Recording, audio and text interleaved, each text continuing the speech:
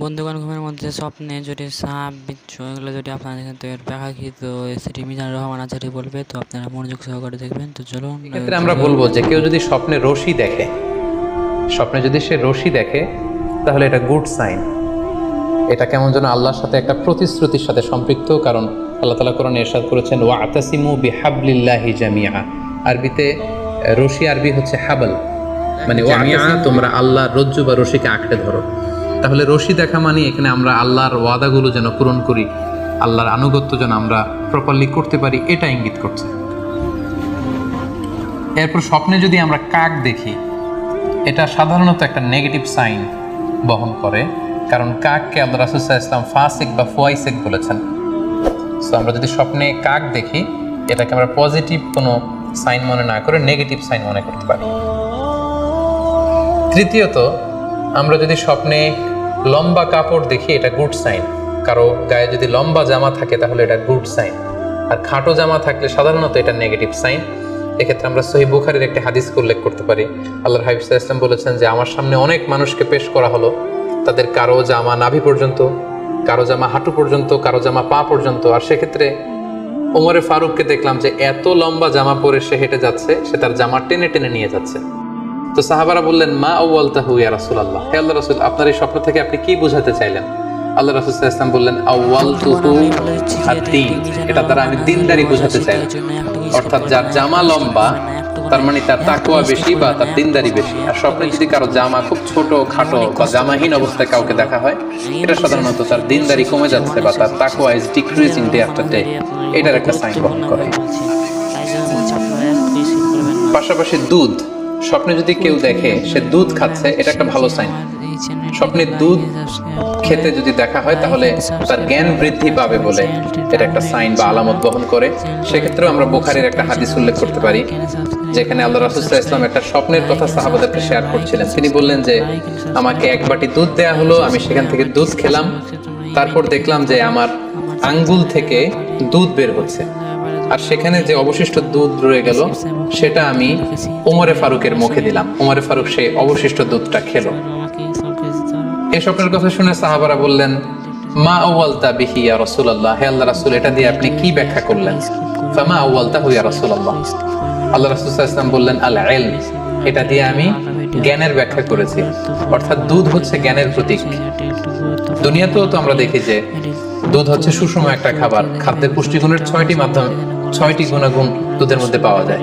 তো কেউ যদি স্বপ্নে দেখেন যে তিনি দুধ পান করছেন, আশা করা যায় এটা তার জন্য ভালো সাইন, তার জ্ঞান বাড়বে বলে আমরা ধারণা করতে পারি। এবার স্বপ্নে যদি কেউ দেখে যে সে আজান দিচ্ছে, এটাও ভালো সাইন। স্বপ্নে আজান দেয়া, এটা সাইন হচ্ছে সে হয়তো অচিরে হজ করতে যাবে। হজের সাথে আজানের কি সম্পর্ক? এর কারণ হচ্ছে সূরা হজ্জে আল্লাহ তাআলা সাইয়েদনা ইব্রাহিম আলাইহিস সালামকে যখন বলেছিলেন যে তুমি হজ শুরু করো, তখন তিনি বলেছিলেন, ইব্রাহিম তুমি আযান দাও, ওয়া আযিন ফিন নাসি বিল হজ ইয়াতুকা রিজালা ওয়া আলা কুল্লি দামির ইয়াতিনা মিন কুল্লি ফাজ্জিন আমিক। অর্থাৎ হে ইব্রাহিম তুমি আযান দাও। ইব্রাহিম আলাইহিস সালাম বললেন, কোথায় আযান দেব? চারদিকে তো মরুভূমি। আল্লাহ তাআলা বললেন, ইব্রাহিম তুমি আযান দাও, এই আযানের আওয়াজ বা শব্দ পৃথিবীর সবার কানে আমি পৌঁছে দেব। তো সাইয়েদনা ইব্রাহিম আলাইহিস সালাম তখন হজের আযান দিলেন বা ঘোষণা দিলেন। আযান শব্দের অর্থ হচ্ছে অ্যানাউন্স, টু অ্যানাউন্স, মানে ঘোষণা দেয়া। সো আপনি যদি স্বপ্নে দেখেন যে আপনি আযান দিচ্ছেন বা কেউ আযান দিচ্ছে, তাহলে সে অচিরে হজ করবে বা হজ রিলেটেড কোনো একটা ব্যাখ্যা হতে পারে। এভাবে আযানকে হজের সাথে সম্পৃক্ত করা হয়েছে এবং এটা ভালো একটি স্বপ্ন। এবার স্বপ্নে যদি কেউ গর্ত দেখে যে সে গর্ত খুঁড়ছে বা তার জন্য কেউ গর্ত খুঁড়ছে, এটা ষড়যন্ত্রের সাথে সম্পৃক্ত। কেননা আরবি প্রবাদে আছে যে মান হাফারা হুফরাতান ওয়াকা ফিহা, কেউ যদি কারোর জন্য গর্ত করে তাহলে সেই গর্তে সে নিজে আগে পড়বে।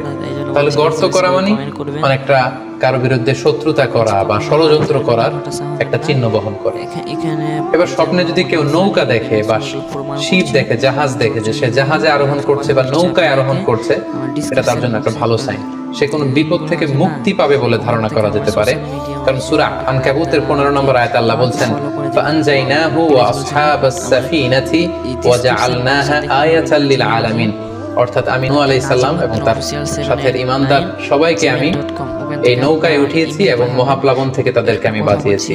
আর এই মহাপ্লাবনকে আমি গোটা বিশ্বের জন্য একটা নিদর্শন করে রেখেছি। সো নৌকায় ওঠা বা জাহাজে ওঠা, কোনো শিপে বা লঞ্চে ওঠা, এটা আপনি বিপদ থেকে মুক্তি পাবেন, and you are in the safe zone, এই ধরনের একটা ইঙ্গিত বহন করে।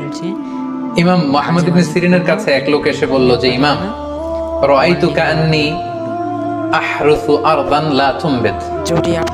হে ইমাম, আমি স্বপ্নে দেখেছি যে আমি একটি শস্য ক্ষেত্র চাষ করছি কিন্তু কোনো ফসল হচ্ছে না, এটার মানে কি?